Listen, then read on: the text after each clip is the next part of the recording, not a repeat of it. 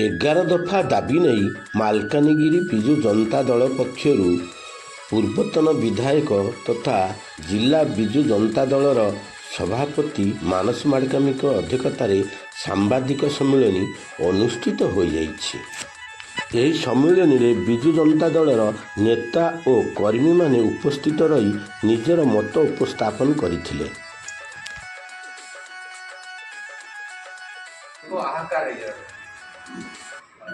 Line सका 6 रु राति 8टा जाए लाइन रही तो ये जो लोकंर जो भाव में समस्या रही समाधान केवल धान सरकार चाउल मिलिंग करवा चाउल को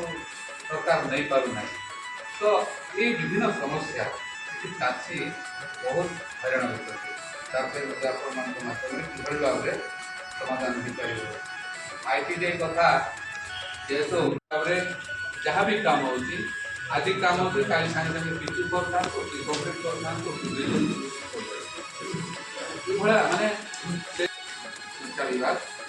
दूना जिलापाल को दाबी दौचु एवं आदिवासी अधुषित जिले में मत्स्यांश जरिया बहुत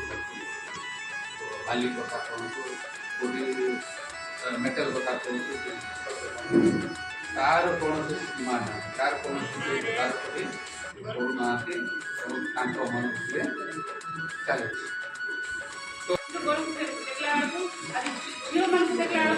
बापा माँ स्कूल से झील नहीं पाऊनी गोटे लेडीज माने अजून नहीं पाऊनी बहुत गवर्नमेंट आम जनता अंचल प्राय आदिवासी लोक प्रायतः बसवास करती बहुत गुड़िए नेचुराल रिसोर्सेस भी अच्छी।